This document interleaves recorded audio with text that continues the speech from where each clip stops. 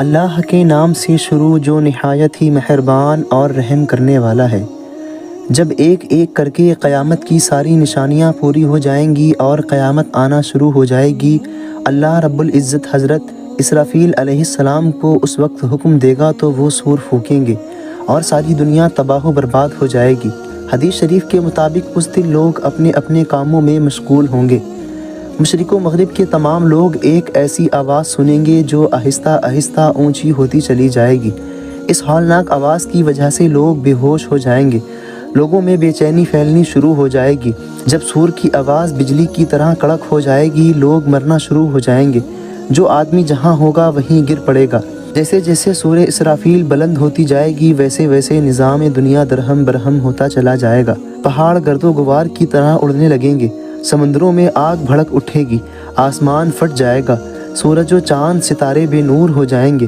تمام مخلوق، انسان، فرشتے، جانور، چرندے پرندے وغیرہ، تمام دنیا کی چیزیں فنا ہو جائیں گی۔ باقی رہ جانے والی ذات اس وقت صرف اللہ کی ہوگی۔ پھر اللہ اس دنیا کو بنائے گا، لیکن اس نئی زمین پر درختوں، پہاڑوں، ذروں، پھلوں، عمارتوں کا نام و نشان تک نہ ہوگا، بلکہ وہ سفید میدان کی سی ہوگی۔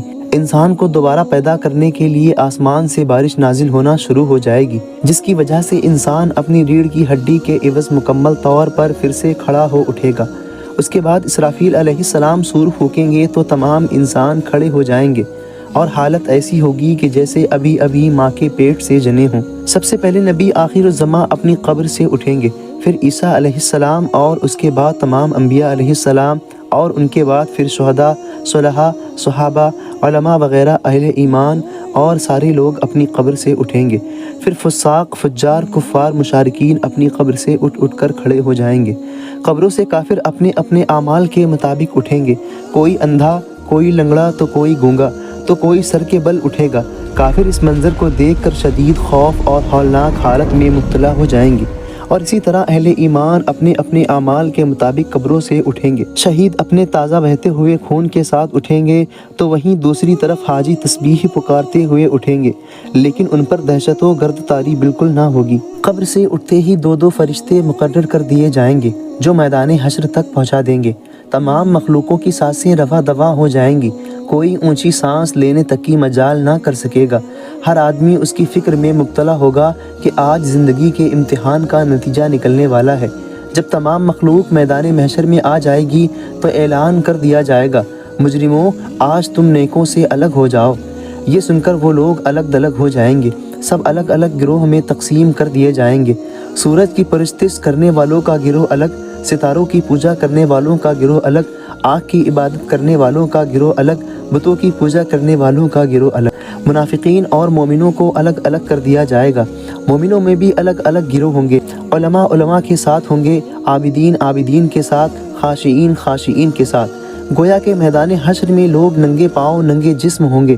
سورج 1 میل کے فاصلے سے آگ برسا رہا ہوگا، زمین آگ سے دہل رہی ہوگی، جسم سورج کی آگ کی گرمی سے جل رہے ہوں گے، زمین پر پاؤں رکھنا مشکل ہوگا، دور دور تک کوئی آثار نہ نظر آتے ہوں گے۔ بھوک اور پیاس کی شدت جب حد سے تجاوز کر جائے گی، یہاں تک کہ وہ لوگ بھوک اور پیاس کی حالت میں 50,000 سال تک کھڑے رہیں گے اور تنگ آ کر اللہ رب العزت سے دعا کریں گے، یا اللہ ہمیں اس مصیبت سے نجات دلا، لیکن کوئی دعا قبول نہ ہوگی۔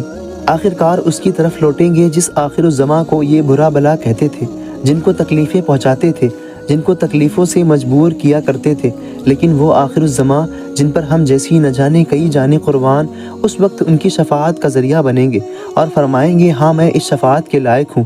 چنانچہ نبی اکرم صلی اللہ علیہ وسلم کو میدان حشر کے بلند ترین مقام محمود پر پہنچا دیا جائے گا، جو جنت میں عرش الہی کے نیچے ہوگا۔ وہاں پہنچ کر آپ صلی اللہ علیہ وسلم اپنے رب کی حضور سجدہ ریز ہو جائیں گے اور پھر رب سے دعا کریں گے، اور رب فرمائے گا، اے محبوب، آج آپ کی تمام تر خواہشات کو پورا کیا جائے گا، لہٰذا آپ حضور صلی اللہ علیہ وسلم اس وقت سب کی بخشش کروائیں گے، اور اسی شفاعت کو شفاعت کبریٰ کہتے ہیں۔ لہٰذا اس کے بعد اللہ رب العزت میدان حشر میں فرشتوں کی نوعیت میں نزول اجلاس فرمائے گا۔ فرشتے زمین کے دور و نزدیک صف بصف کھڑے ہو جائیں گے۔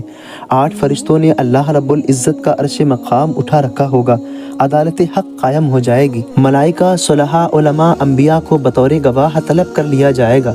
فرشتوں کو حکم ہوگا کہ وہ لوگ ان کے نامۂ اعمال بانٹ دیں۔